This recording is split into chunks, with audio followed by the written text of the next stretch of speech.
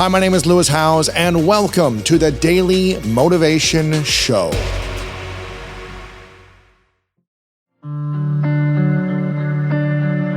You know, sometimes there's a crisis and well-meaning mental health professionals rush in to discuss the trauma while it's still happening. That's a really bad idea. People are generally traumatized because something actually horrible happened. And dwelling on it in the moment just makes it worse. It's not like anybody has a solution. Here's how you should understand this. You know, someone's just shot up your kid's school. Here's how you should understand this. That'll make it all better. It's like, no, it won't. If you have old baggage, that often comes up if you're having an argument with someone, doesn't it? You know how it is. This is partly why people don't like to have a dispute within a relationship, because it's a thread and you pull on that thread and just God. We had another rule. Do not agree with something you don't agree with. Ooh. Like if we decide, you and me, that we're doing this, we don't go back and say, well, I didn't really mean it. We don't get to play revisionist with our history. So if you don't agree, don't agree. Fight, object, or hold your peace. Because you see what happens with couples is there's a little fight, and then one says to the other, yeah, but you did this. And then that person says, yeah, I know I did that, but then that was because you did this, and each this gets bigger until what's on the table is, why the hell should we stay together at all? And so every fight becomes, why the hell should we stay together at all? So that's another thing you want to do, is you want to have the fight about this thing. You were flirting. I think you were flirting more than you should have been. Okay, so I go away and I think, well, okay, maybe I was. Okay, well, then we have to have a discussion about why.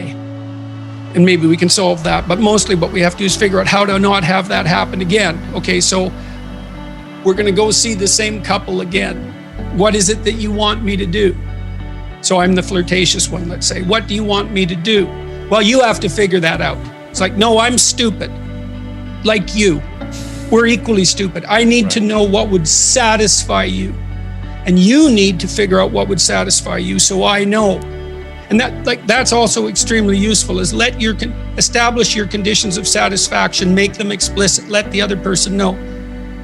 If I have a fight with Tammy, let's say, sometimes I remember to say, okay, what do you want me to do right now? What can I do?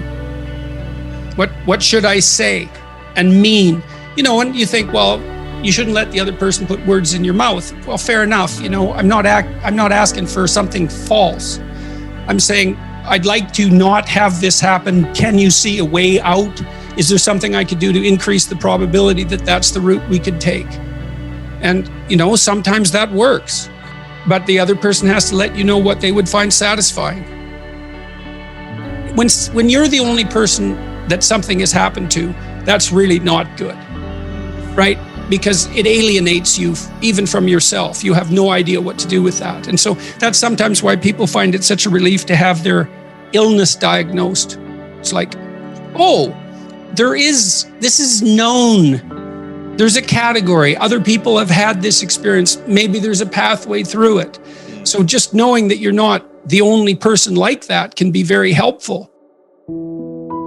What your brain wants from you in relationship to a traumatic memory is indication that you're no longer vulnerable to the same problem. That's what memory is for, right?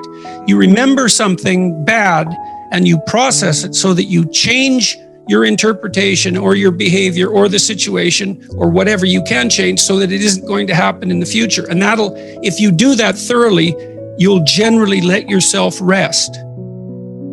You know, one of the things you need to develop if you've had an experience like the one you had, perhaps, because I don't know the details, you probably need a theory of malevolence. You have to understand it so that you're no longer a victim of it.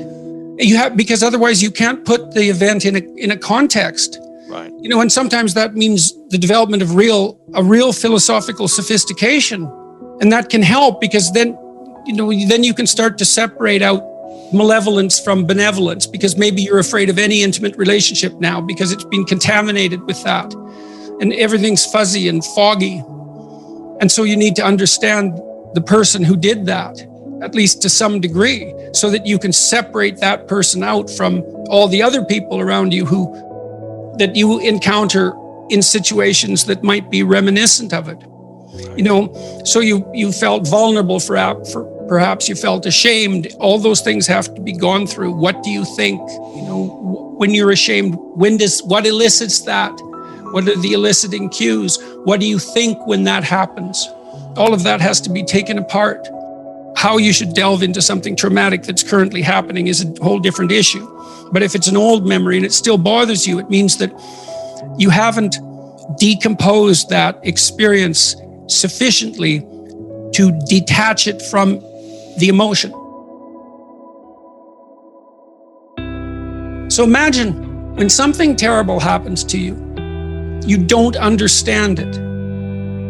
So then you might say, well, if you don't understand something that's happening to you, how can it be terrible? Because doesn't terrible mean that you understand it? And the answer is, well, you understand things in stages.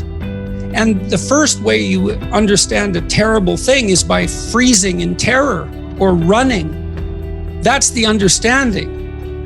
It's not conceptual, it's embodied and emotional. And so event terror, that's the first category. Okay, now the next question is, how do you get it out? How do you get out of the terror? You realize that nothing truly dangerous is happening. Well, what if something truly dangerous did happen? Then you elaborate your view of the world to the point where you're no longer vulnerable to that terrible thing. And that's extremely difficult. So the memory of something terrible stays terrible until you effortfully process it and decompose it often into a much more sophisticated map of the world.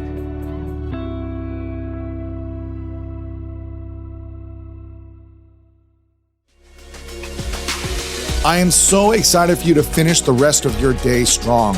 If you enjoyed this episode, make sure to click the link in the description and it'll take you to the full episode of my other show, The School of Greatness. Make sure to come back tomorrow for another episode of the Daily Motivation Show.